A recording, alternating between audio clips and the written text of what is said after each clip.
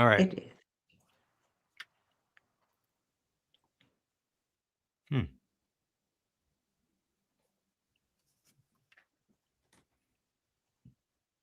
And we're live. Hey, everybody. I'm John Laspina, your carnivore teacher here on Carnivore Sunday School with a special edition. We have our wonderful secretary, Coach Juliet Edens, and we have our wonderful 60-year-old carnivore from England. He's going to tell you all about himself soon. His name's George Goodenough. He is good enough for you and everyone else. And then we have our special guest, Lynn Divoky. I want to thank you for coming. I'm anxious to hear your story. And we'll just I'll go ahead and get started and introduce you.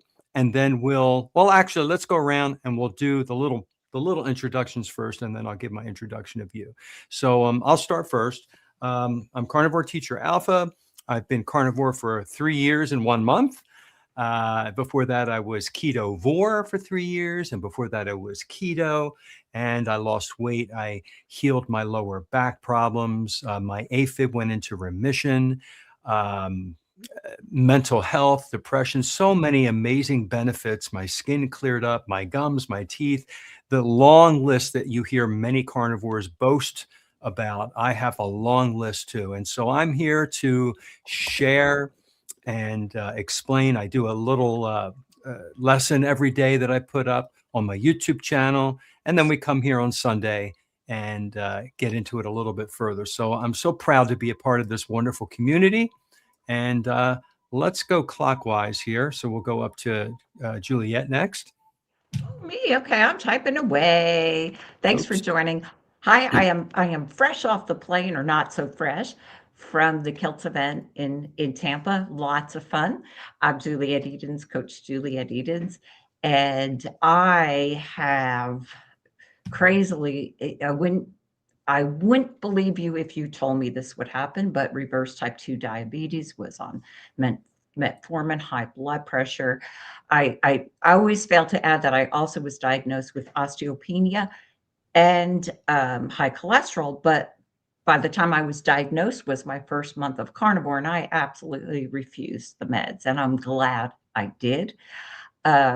Severe depression, all kinds of things, but honestly, carnivore cured it. It reversed. I am on no medications. My favorite one I'm off is the boatload of antidepressants.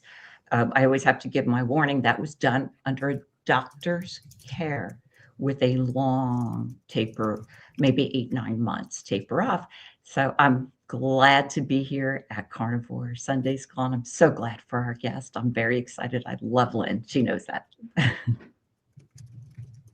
George. Off to you, George. Hi everybody, I'm the token Brit on the panel tonight. I am 60 years old, 6 weeks younger than John, and I live in the town of Bridgewater in Somerset in England.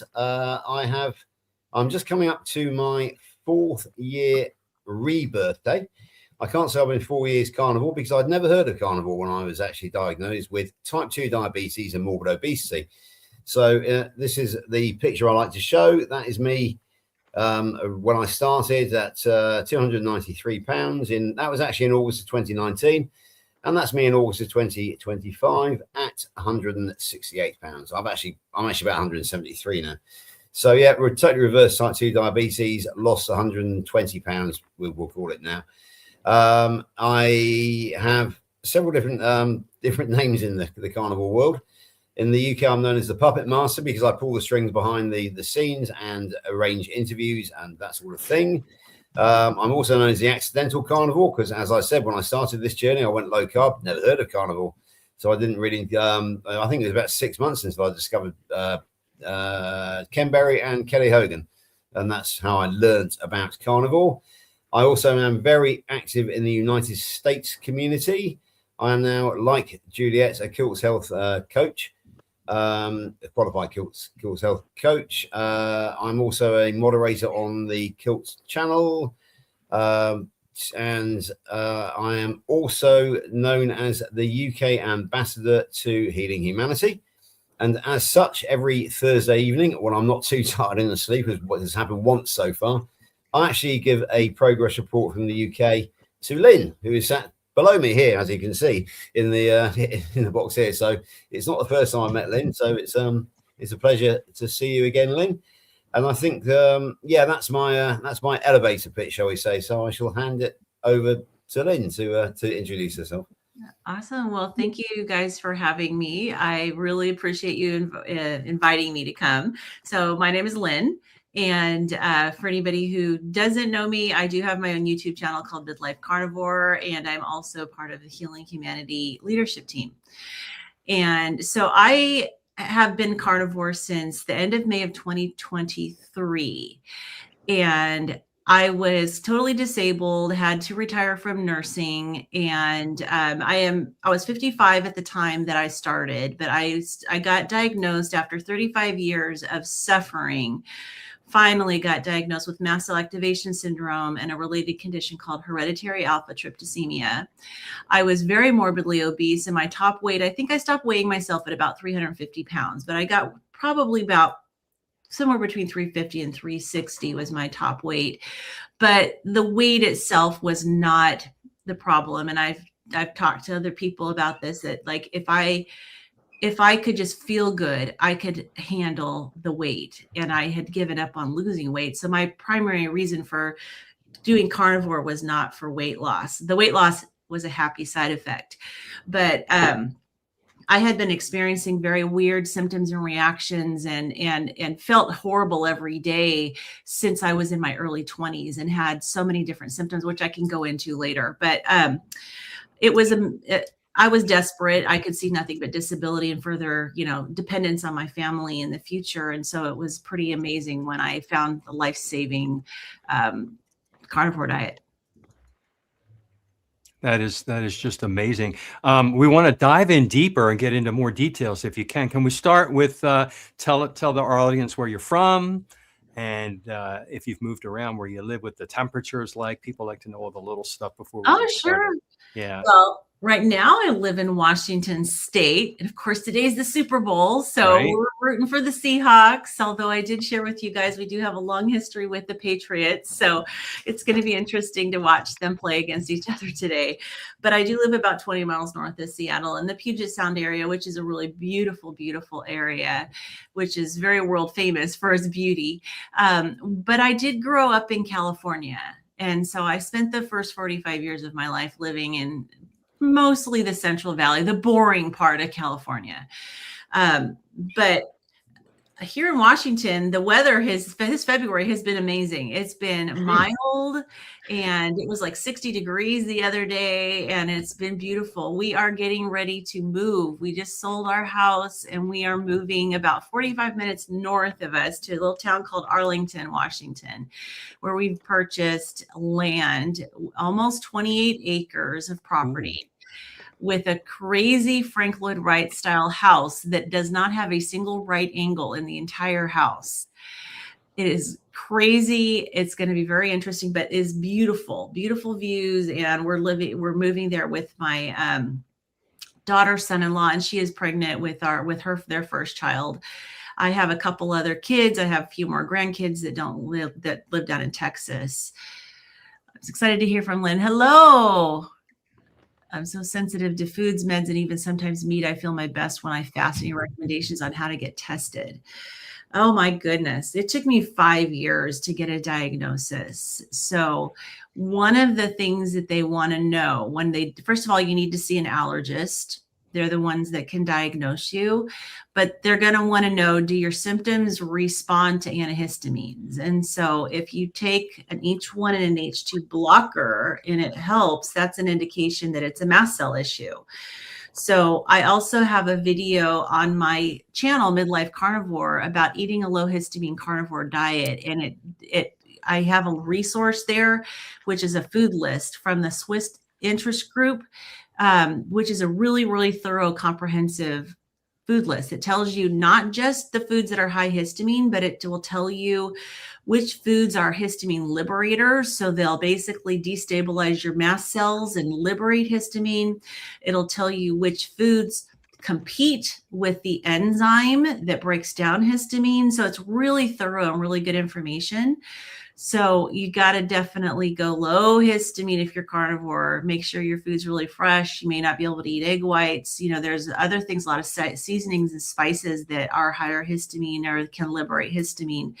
But you need to see an allergist that hopefully find one that knows something about mast cell activation syndrome, because typically what they'll want to do is, while you're having an acute reaction, which is hard because you don't feel well, they want you to get a serum tryptase done, and then they want you to start a 24-hour urine collection, which will test for mast cell mediators.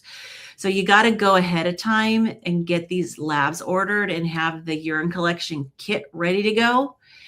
And honestly, the tryptase may or may not come back positive. So get ready for a journey if you want a diagnosis, but honestly, if you don't get a diagnosis, you can still feel better. Great. Thank you, Lynn, because now that she's mentioned it, remember I mentioned to you on our last live, I said I have a friend, and that's why I researched mast cell and knew a little bit. That was the friend. She doesn't know it. Oh, okay. Yeah. Well, it's a spectrum as far as severity, and it does tend to get worse as you get older. And I absolutely experienced that in my life. And it can affect every organ of your body. And so a typical person, and I can look back at patients that I've worked with that I wouldn't have recognized what was wrong with them until after I got diagnosed and I learned about it. But the typical person is just frustrated. I saw 17 different types of doctors over the course of my adult life trying to get answers and never got answers. Or I got a diagnosis, but the treatment didn't work. So it really wasn't the right diagnosis. And so, people who might want to look into this are those who are like me, who haven't gotten any answers, and they keep having these crazy symptoms. So when I was in my 20s, it started out with infertility. I had mental health issues. I had very severe panic attacks. I had the weight gain, but I had really severe heat intolerance and exercise intolerance. And those were kind of the things that made me just know that there was something off. The heat intolerance was bizarre because I was living in California and the Central Valley is hot, but I would be out and within maybe 20 minutes or so, I would be having heat stroke level symptoms. And it didn't matter how hydrated I was. It didn't matter if I was wearing a hat. It didn't matter. I was get so sick, and I was in the middle of working on school, and I was, I just didn't go get seen at the doctor. But it definitely got worse as I got older. So let's see, I've been on antihistamine since age 9. I recently was tested for food allergies, and even wheat came up negative, which is wrong. I react badly to wheat. It takes 3 to 4 days to get symptoms. So hold on, but no, the test is wrong. Yeah. Well, and that's the thing. Mast cell disease is different than an allergy. And that's really common. You can have these weird reactions, but you don't test positive for allergies because it's a different part of your body, that is triggering your reactions. And so I would be curious to know what antihistamines you're on and whether they help, and whether you're on both an H1 and an H2 blocker. So that would be, because you have histamine receptors all over your body, but they're very, very prominent in your respiratory system and in your gut. So the respiratory system is where you want to take an H1 blocker. But if you're not taking an H2 blocker, you're not really tackling the histamine receptors in your gut. And gut healing is really key to healing from mast cell disease. And I had to go on a low histamine lion diet for over a year because everything else was causing me symptoms. And so I would definitely recommend that. Let's see. So that's an easy test. Amy available. H1, H2 blockers $1. Yeah. I would say you need to be on both. And then with mast cells, you have to, they get a signal from your body that your body environment is not safe. And it's not just things like cortisol and life stress. it's also things like a lot of people who have mast cell disease have been exposed to mold. And so I would absolutely recommend getting tested for mycotoxins. Also get tested for heavy metals. There can be other things residing in your body that's causing you to have reactions that aren't diet related. So it's really important to look at both of those things, not just the diet, because the diet is, the diet took care of maybe 75, maybe even 90% of my symptoms. But I tested positive for mycotoxins. I've tested positive for stored lead in my tissues, so there's definitely, it's an investigation you need to go on when you are thinking that you might have a mast cell symptoms, and realize it's more than just food. And that's something it took me a little while to figure out, but by the time I got to be in my late 40s and early 50s, I was having symptoms that took me to the ER. I started having throat swelling episodes where I'd get really severe tachycardia. I would get stroke level hypertension. I'd feel like I was going to pass out, dizzy, and then I'd get really severe abdominal cramping, nausea. And this was like an acute type of reaction. And baseline, I always felt like I was coming down with the flu. And body pain was horrible.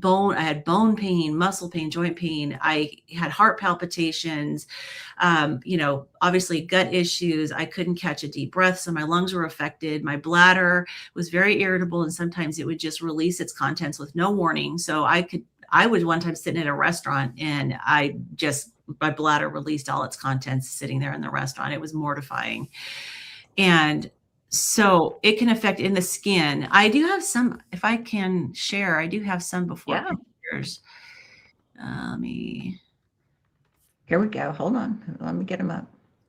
I do have some pictures of my skin, and that's an old after picture. You can see that was just less, and I'm definitely a lot thinner now, but this first picture was taken right before I started carnivore. And then obviously less than a year later, you can see I had lost weight. This is something I posted on my Instagram. This was taken of me at a baby shower. And these were two normal sized women sitting on this couch. I didn't know this picture was taken. And it's like, it's one of those times where you're shocked when you see a picture of yourself and you don't realize how huge you are. I had major body dysmorphia. Like I didn't think I was as big as I was, but this was my face. Wow. So I had really horrible rosacea, and I really feel that was a reflection of my gut and how inflamed my whole body was. But that's kind of a real visible reflection of the inflammation in my body. And I don't have to worry about these ones. These are just information about mast cell, but yeah, so going out, like there's no way I could hide what was going on with my face with makeup or anything. And also just going out, never knowing when I was going to have a reaction. I just stayed inside. And so, but I was working, and it was during the pandemic, and I was a nurse. I had worked in the hospital for quite a while. And then I ended up leaving and working outpatient nursing, and I was in gastroenterology and hepatology. And then during the pandemic, I was able to work from home pretty much the whole time. And the reason was because the heat from my breath when I wore a mask triggered an anaphylactic reaction. Wow. And I tried to go back into the office. They sent all of us nurses home initially. And then about June of 2020, they started bringing one nurse at a time back into the office to meet with patients. So when my turn came, I had to wear a mask. I hate wearing masks, but I had to wear a mask, and I had a reaction. And so my boss said, go home. And so I was working from home, and, a lot of triage of patients, managing patient care, assessing patients over the phone, a lot of very, very sick patients in gastroenterology and hepatology. And I was functioning, but I kept getting worse and worse and worse. And to the point where I was having to have shorter and shorter days because I'd be nauseated, I'd be dizzy, my vision was blurry, I'd have abdominal pain, I just would be in so much pain head to toe. And But finally I had to go on medical leave when my brain stopped working for me. I was slurring my words. I was unable to even think. My brain would freeze or the wrong word would come out. It was kind of like I was having a stroke, but I wasn't. Wow. And so at that point, I was not safe to work with patients. But that picture, that first before picture was that was the person that patients were calling in and getting on the phone, giving them medical advice. And I was horribly unhealthy. But so I had to go on medical leave, and I just over the next year got worse, and I could barely walk, just could lay around and not really do anything. And so my husband brought me a video, and this is why I'm so passionate about people sharing their stories, because I didn't know any of these doctors.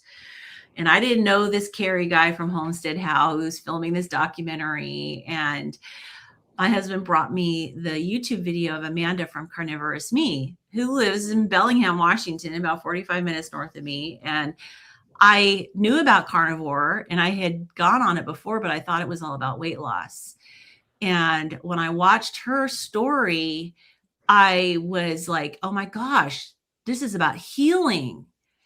And I binge watched her channel, and thank you so much. But it was like, my husband said, okay, what do you think? And I said, if you do this with me, I will do this. And that was it. It was like by day 3, my body pain had gone, my abdominal pain had gone, the bloating, the gas, all of the the gut symptoms had basically gone. And then gradually over time, I was starting to see improvement in other areas.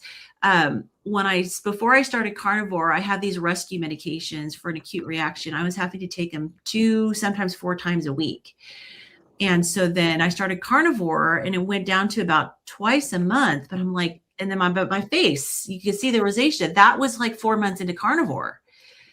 It still looked like that, and I was still having these reactions. And that's when I made this video for my channel, and I'm like, oh my goodness, I'm not watching my histamine. And so that's when I did a low histamine lion diet, and that just completely changed my life, turned a corner for me, and the healing really, really escalated at that point. Wow. I wanted to ask you something a little bit off subject, but you're just so helpful. In Tampa at the Kilts event, what I didn't expect, maybe I should have, is a lot of people that came Saturday in the audience were local. They're not on YouTube, etc. And they were just considering going on the carnivore diet. Mm. It was interesting, the different perspectives we gave. What would you tell someone that's just starting out? Their questions were more on the line of, would you go straight into carnivore if you had to do it over? And of course, a lot of questions about what's popped up recently. Low fat carnivore, high fat, the typical. What would you recommend? And I think we have a viewer or two on right now that is not ketogenic or carnivore diets that maybe you'd like to share with them. Anything at all, actually. Yeah, don't do what I did. I went cold turkey, and it's never recommended. I was very fortunate that I did not experience a keto flu, but because I had done carnivore before for weight loss, I knew what to do. So I made sure I was really well hydrated, and I had electrolytes on board when I did this back in 2023. But I would absolutely recommend taking steps, get all of the processed food out of your house, and maybe start with just eating whole foods, single ingredient foods, and maybe do that for a week or 2, and then start getting the carbs out of your diet. And I would also say, don't do it alone. Join a community, whether it's a free community or whether it's a paid community like Healing Humanity.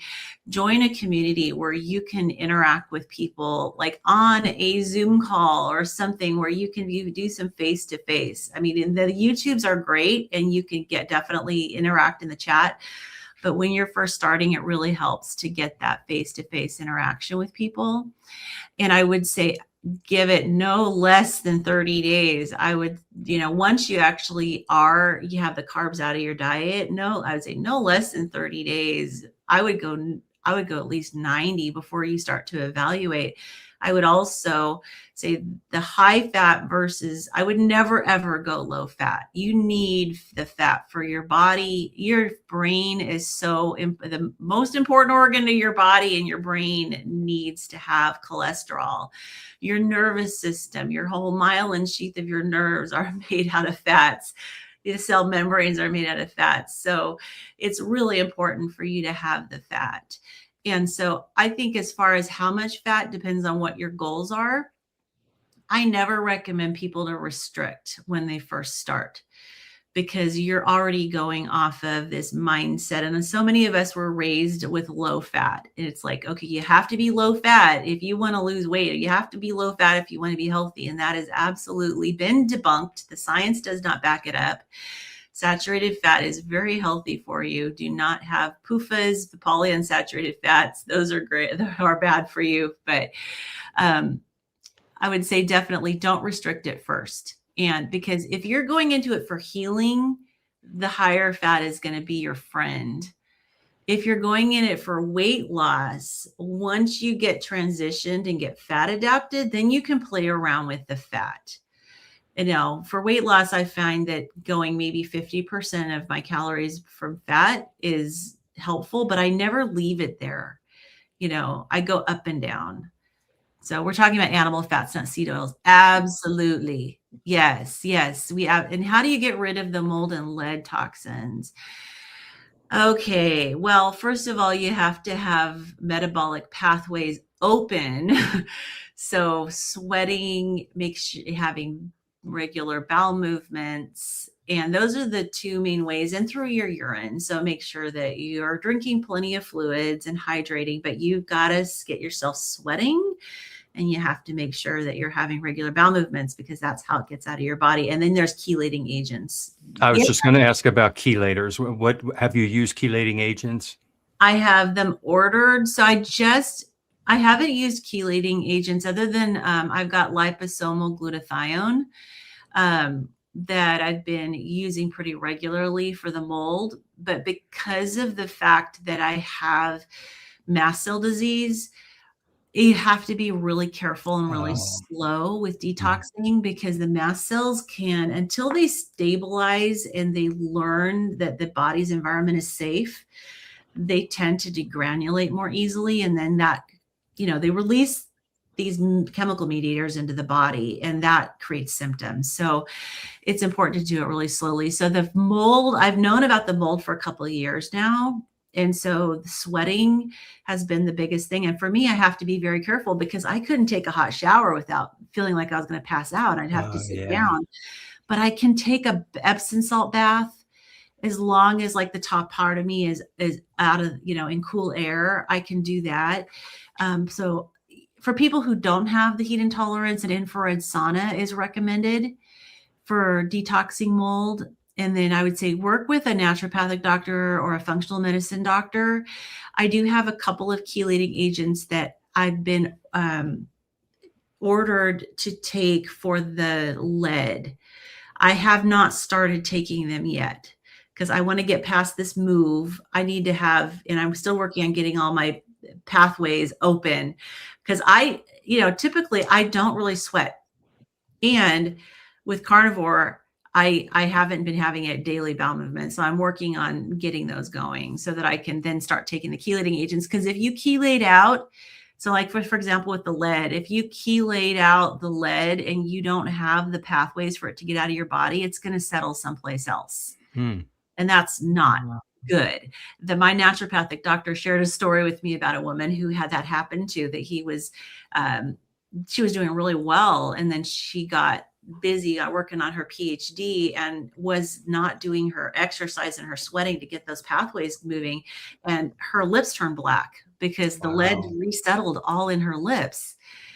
So it's really important to make sure you can get it out of your body. I'd like to jump in as the teacher, because we have viewers watching. They don't know what a mast cell is. Can you explain what kind of cell a mast cell is, how it's connected, how it's an immune cell, so Yeah. they know in the context of everything you're talking about? Yes. Yes. And it's Thanks. mast, M-A-S-T, not M-A-S-S. So it's M-A-S-T. Mast. So mast cells are part of your immune system, and they're there to serve you. And they're supposed to, when they're working properly, they're supposed to be part of your immune systems to those. So they basically, they hold and produce all these chemicals. And when they sense something foreign and a threat, they will do something called degranulate, which is basically they'll dissolve and they'll release these mediators, and they're all over your body. And they'll basically kind of like conduct the orchestra of your immune system to help tell your immune system what to do to fight these pathogens. One of the most, and there's a bunch of chemical mediators. The one that is most common is histamine, and people are most familiar with histamine because histamine is associated with allergies as well. When you're having an allergy, your mast cells do release histamine in that case, but they also release a bunch of other mediators. And one of them is heparin, tryptase is one of them. You've got a whole bunch of them, and each one of them kind of does a little something else different. But when your mast cells aren't functioning properly, they're degranulating inappropriately. And so, like, for people who have allergies, you don't feel good, right? So say you're exposed to pollen and you feel like you're coming down with a flu or a cold, and you just don't feel good. That's because you're having this histamine response. Your body is mounting an immune response, in which part of it is inflammation, mucus, and that's all part of your immune system. And your body temperature rises, and you may have flushing, you may have vascular, your vasodilation. That's all part of the histamine response. So people who have mast cell disease often can feel like that all the time, just at a baseline. And then there's other reactions. And again, it can affect every organ of your body. Like I said, I don't know if there was an organ of my body that wasn't affected when I was really at my worst. Do we know what causes this to happen, like in you and not in me? What stimulates it? I have my own theories. I know that there are specific things that can trigger people to develop mast cell activation syndrome. A lot of people experienced it over the pandemic.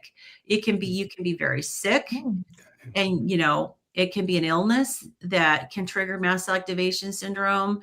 There are people that experienced it from getting the COVID vaccine that triggered mast cell activation syndrome.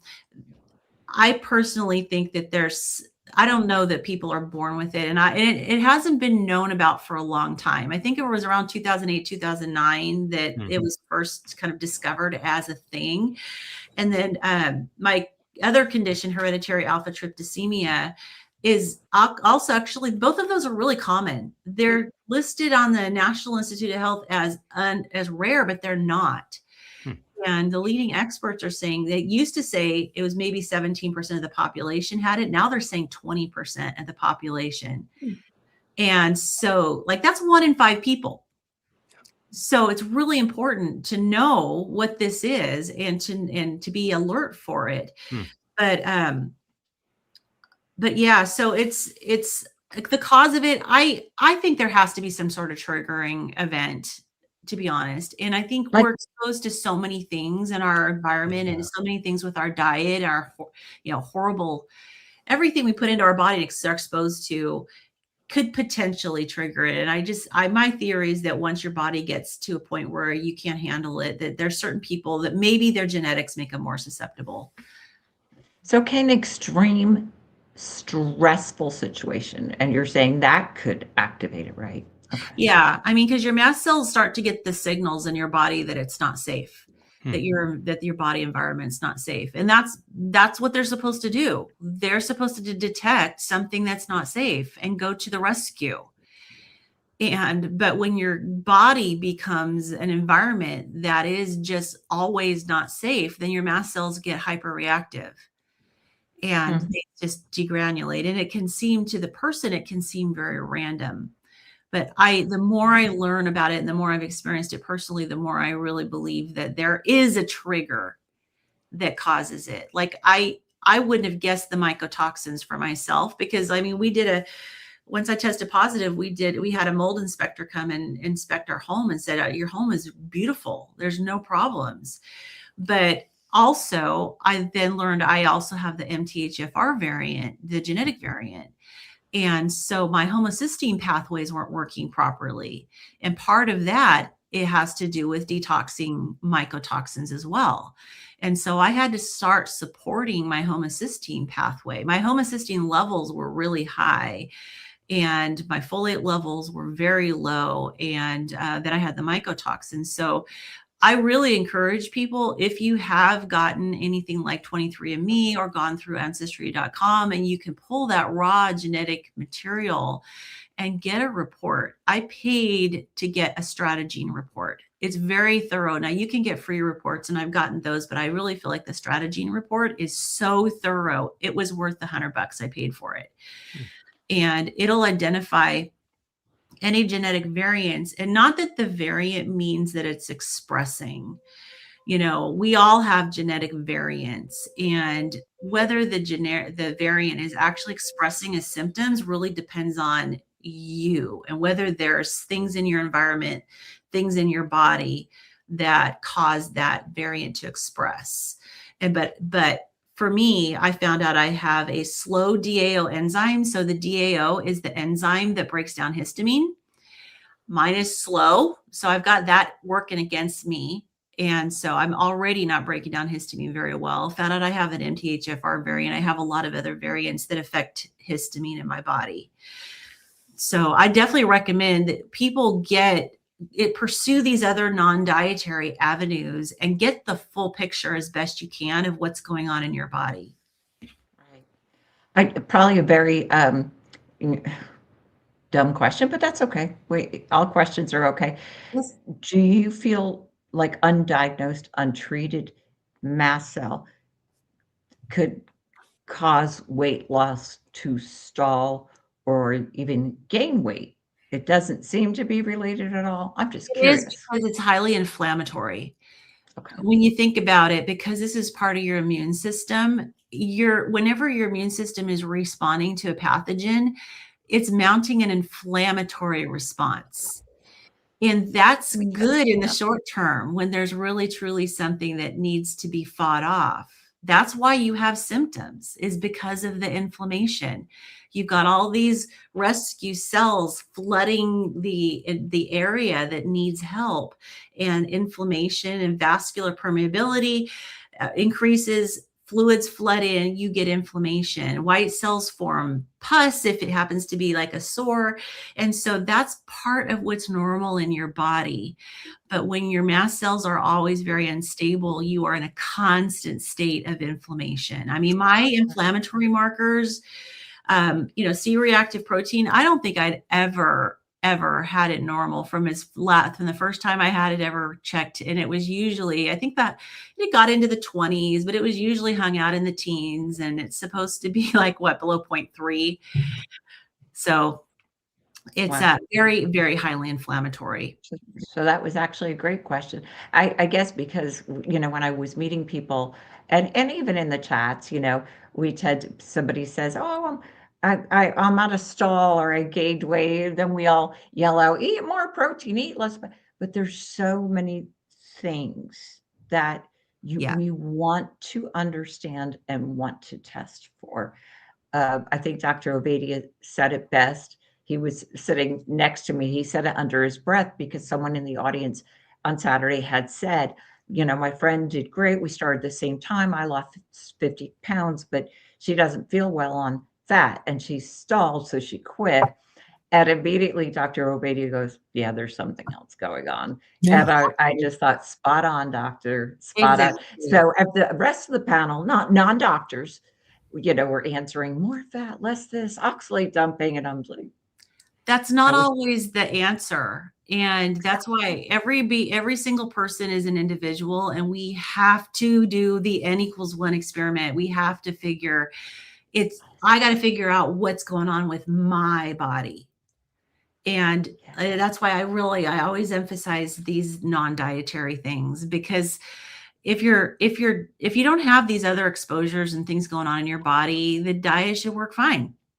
Right. There's other people that's like, wait a minute, what's happening? Or, or me, from my very, very top weight, I've lost about 160 pounds, but I still have about 40 more to go. And right now I'm stalled. And my naturopathic doctor is like, you still have these things in your body that are causing inflammation. My C-reactive protein is the lowest it's ever been, but it's still 3.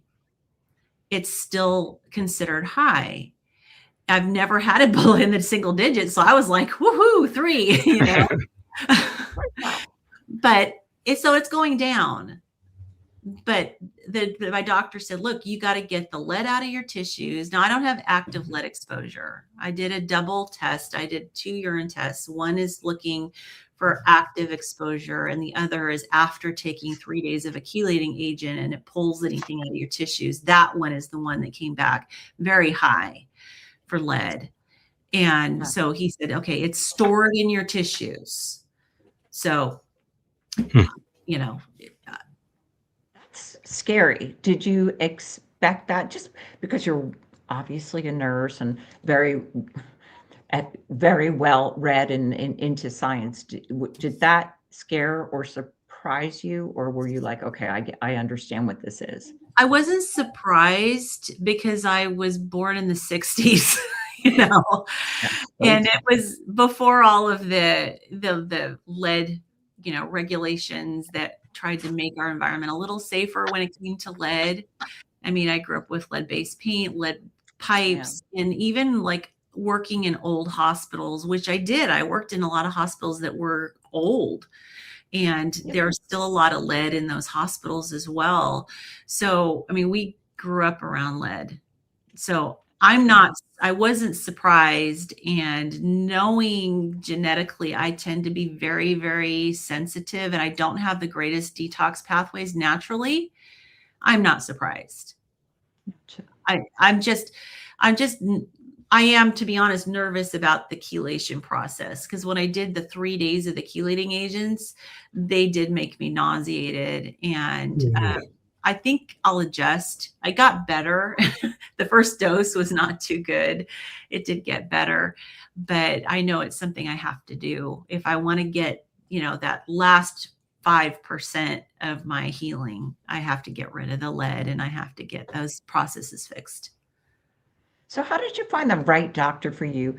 And I guess I'm just asking for all of us, how did you land this right doctor? Was it through your connections in the medical industry, or how did that, what should we do to find the right one? Well, I've had more than one. And like initially I got diagnosed by an allergist, and I did have to have a bone marrow biopsy when I got diagnosed because my serum tryptase was really high. And if your serum tryptase is over 20, they want to make sure you don't have systemic mastocytosis, which is a different mast cell disease. So most people don't have to get a bone marrow biopsy. But anyways, I worked with him, and there was an oncologist who I worked with too, who also dealt with mast cell issues.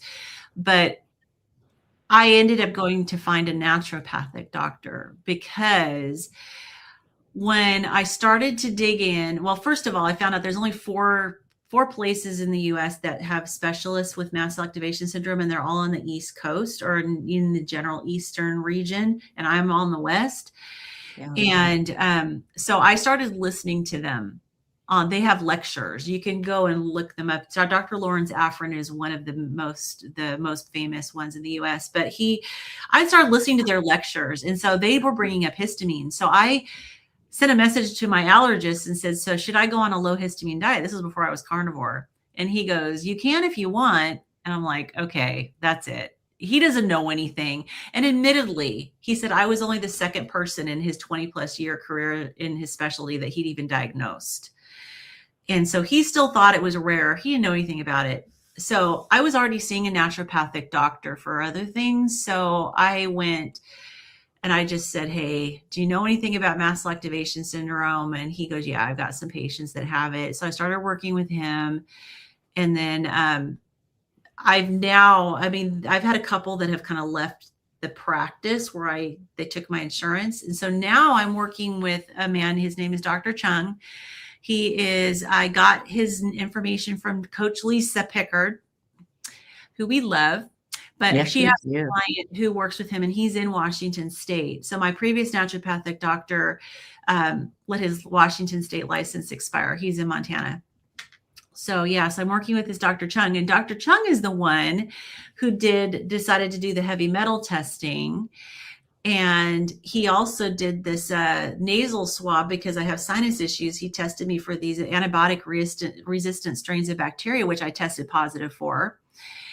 He's also testing me for hemochromatosis because my ferritin levels keep rising and my iron stores are full. So that's another thing that you kind of have to watch for. And I don't believe that carnivore causes issues with iron storage, but I think it can reveal pre-existing issues. So, this doctor's very thorough, and he's the one I'm going to be doing the detoxing with. And he takes patients from all over the place. So I highly recommend him. He's very good. Wonderful.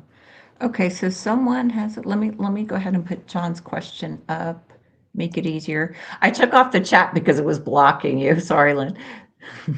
Oh yeah, I know. I was like,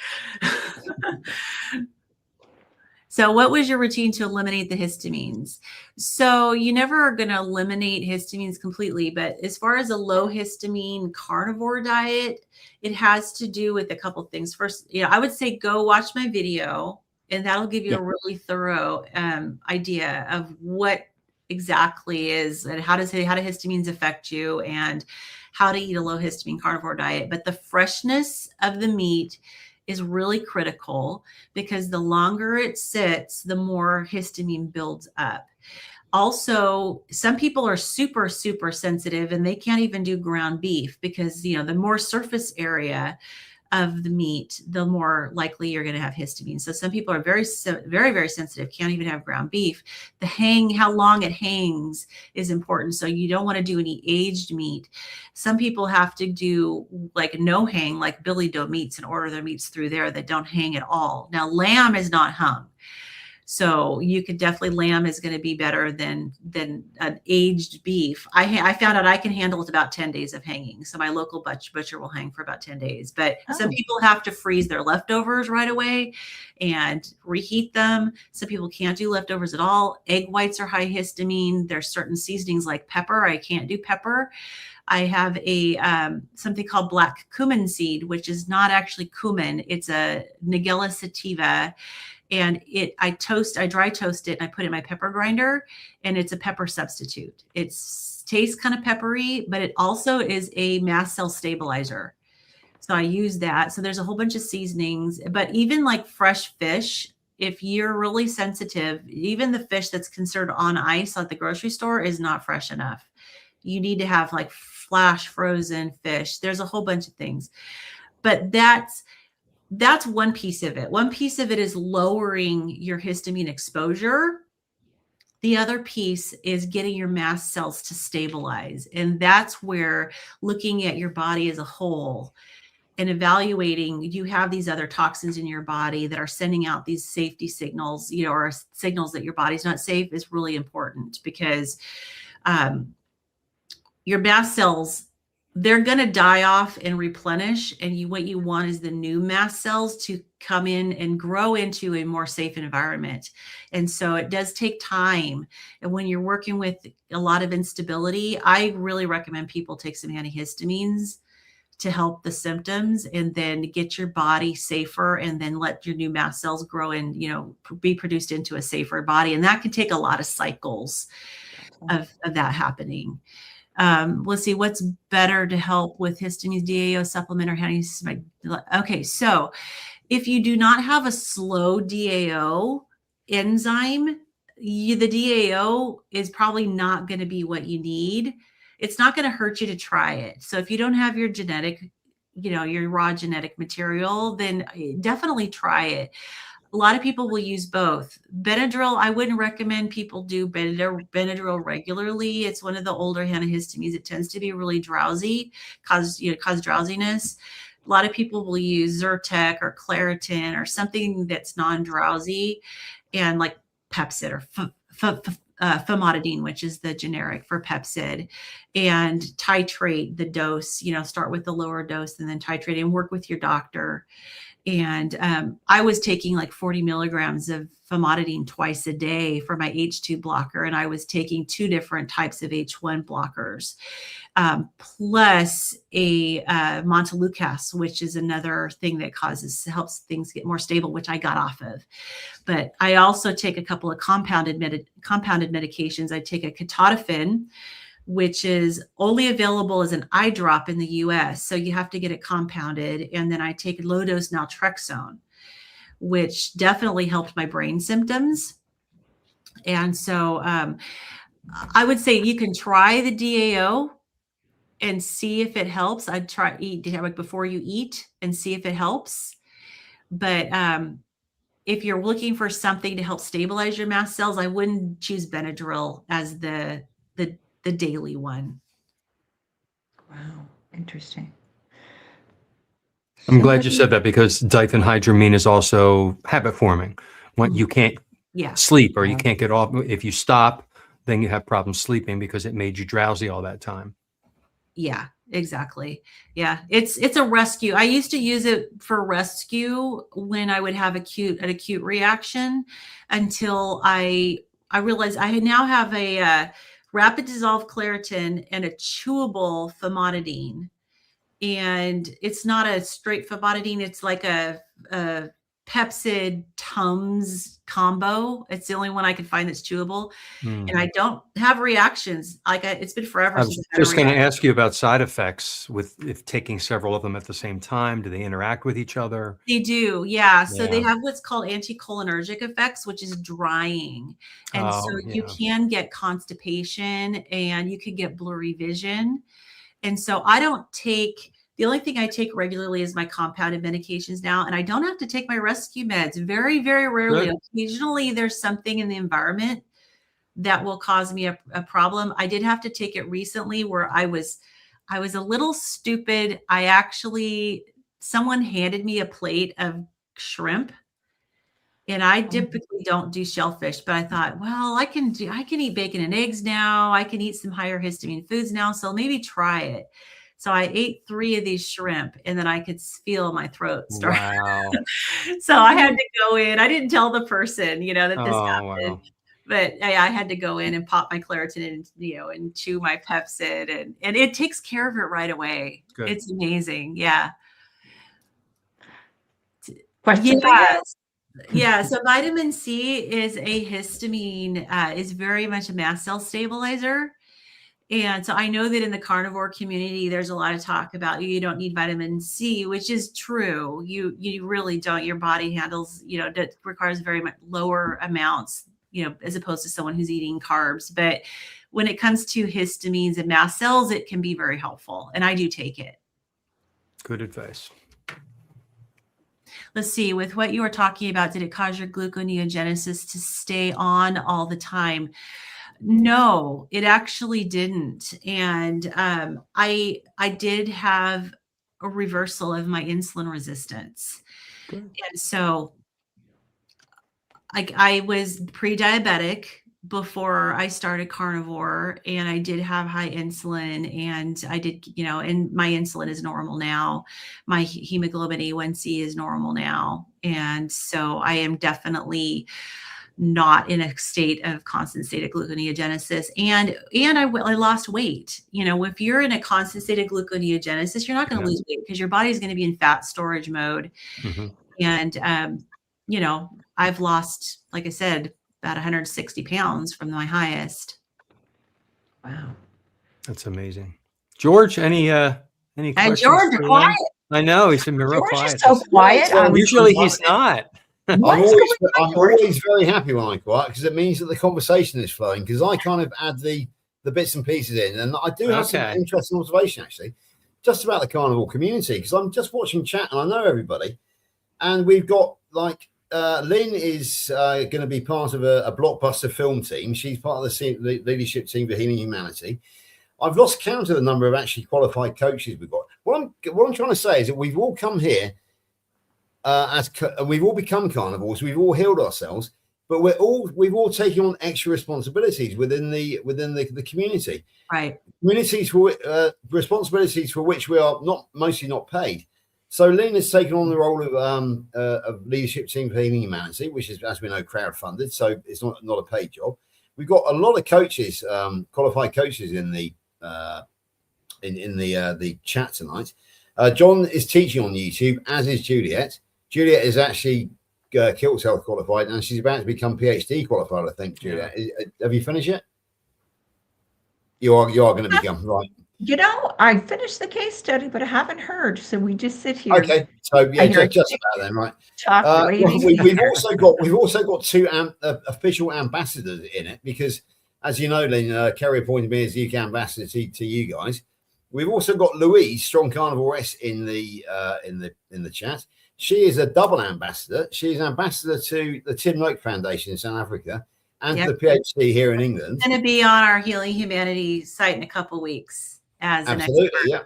There we go. We've got 3 music composers, believe it or not. We've got Barbara, Grandma's Crochet Corner. We've got Amy, rocking coach Amy, who does all the Carnivore Avengers, and we've also got John Together Strong, who puts some incredibly good videos on for music. We've got Carnivore Muscle Jonathan, bodybuilder, performs on stage. We've got Donna Ray who is, I believe, in her late 60s. Excuse me, Donna, if I got that wrong, but a marathon runner. But it's incredible, isn't it, that we've all come here as to heal, but we've all paid forward. We've all given back to the community. We've all become part of the community. Now, what really triggered this is we were talking about allergy testing earlier, and I suddenly realised that we don't think that it's a popular roll-on thing, popular thing to carry on, like coaching. I'm just wondering if anybody's out there wondering what they can do, maybe becoming the USA allergy tester, somebody who can actually sort of give allergy testing in a carnivore context might help. Because I can tell you that Lauren Tucker, who is appearing in Healing Humanity, she lives 28 miles from me, and she is now a qualified professional allergy tester as well. So we do have a carnivore allergy tester here in the UK. And I can tell you that the Taylor sisters, who are both Kilt Health coaches, they actually visited her fairly recently, and Lainey is about to book herself in for her own allergy testing with Lauren Tucker. So yeah, it's just wonderful that we've got all these incredibly dynamic, incredibly intelligent people. So if anybody fancies the idea of doing a bit of allergy testing, then it's just a suggestion that that's another thing which we are perhaps underrepresented in. Anyway, that's enough from me for tonight. And I, as a nurse, I knew I wasn't going to go back into nursing, especially gastroenterology. Now that I know what I know about how we should be eating, there's no way I'm going to go back to recommending a colorful plate and increase your fiber. And so for me, getting connected with Healing Humanity has been amazing. And, and you'll get a chance to see my full story in the documentary, because there's 3 featured people in the documentary, and I'm one of the 3. So there's myself and Bill Knott and Jeff DeProsperous, which are the main 3. Right. So I'm very blessed. I got to share my story, and I'm really hoping that, because my condition is way more common than people realize, that it's going to help people be alert to it and be aware that, all the frustrations, there may be an answer for it. But I'm also so Adam Lacey and myself and then Barb, I don't know if you know Barb, but we're getting certified through the Nutrition Network. So we're also getting into the coaching as well. So I wanted to answer that question though about the D3. Yeah, me too, and then we have to close. We're at the top of the hour. Yes, you can break the capsule. You can do that. I was going to say that. I was going to type that. Yeah, you're fine. Eat it with me. Go put the question up. Answer the one. I lost it. Yeah. Oh. don't know what it was. Sorry. Yeah, it was basically don't like taking capsules, and is it Mhm. okay to just take the D2 K3 and just put in something? Yeah, absolutely. You got to watch it if you have histamine problems. You got to watch capsules too, because gelatin is high histamine. Ah. And so some people are and for quite a while, I had to watch it because I had to make sure I wasn't using gelatin based So capsules. you can open them up. Yeah. If it's not an extended Yeah. release. Right. If not extended release. Yeah. Okay. Good answer. Thank you so much. Lynn. So we're at the top of the hour. We try not to go over, and this just flew by. Oh my God. Lynn, you've given so much information, and I know you've helped a lot of people. We've never had so many questions, which is just well, proof that that people are really listening, and a lot of people want answers. So thank you so much for coming. We appreciate it. Just go around real quick. We'll start with you, Lynn. Can you tell us where we can find you online and connect with you?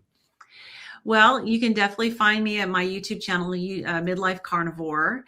Okay. And I do have an Instagram of the same title. You can always DM me, but you can absolutely find me. Every Thursday, I'm on Carrie Mann's live Q&A. So I'm there answering questions on the panel. I'm also one of the site administrators for Healing Humanity Life, which is our membership site. We have Zoom calls all throughout the week. And so we have Q&As there, and you can definitely find me on there as well. And I'll have that information in the show notes of the YouTube, the replay for this. Thank you so much. I'm John. I'm Carnivore Teacher Alpha. I'm on YouTube. I'm on Facebook, all the other social media sites. And you can see my little lessons there and find the replays of these videos. And how about you, Juliet? Oh, I am Coach Juliet Edens, and that's where you can find me on YouTube. My website will also be CoachJulietEdens.com. I'm changing it. It should be up in about a week. You could also I'm waiting. find me on, yeah, I know. We could also find me on the Kilt's Health Coach, and I think you'll drop a link for that. And that's it. Okay, George. Yeah, okay. So by the start of the new tax year here in the UK, which is April the 6th, you will find me online with a website because I am starting a limited company, which is known as an LLC in the States. You can find me on YouTube, which is good enough for you. It's very rudimentary at the moment. That will be being developed as I start the limited company. My preferred way for people to contact me at the moment is Messenger on Facebook, as I discovered yesterday, because don't just ask for a friend request. Send a quick introduction on Messenger, and then I will definitely confirm you. I had a great chap who contacted me yesterday, ex-US Marine, introduced himself, friend of John and Juliet, so I confirmed him straight away. So that's my preferred way of speaking to people, Messenger on FB. All right, thank you. All right, well, join us next Sunday for Carnivore Sunday School. Again, who is the person coming on? Chris Lloyd. He's a musician. He is the lead singer of a band called Talon, who are a long-established Eagles tribute band. Right. He's on a long tour at the moment. He's the lead singer. We've been to see him twice in our two local theatres. He's got a fantastic story, and he's a fantastic bloke. Actually, Great. He's 69 and he going on 70, same age as Dr. Kilt, and he is basically doing 6-month tours, playing every night. I can't wait to hear his story. He's a great friend of mine, actually. So there we go. Wonderful. Thanks. All right, everybody. Thank you for coming. Juliet, push the button. Bye, everybody. It's pushed.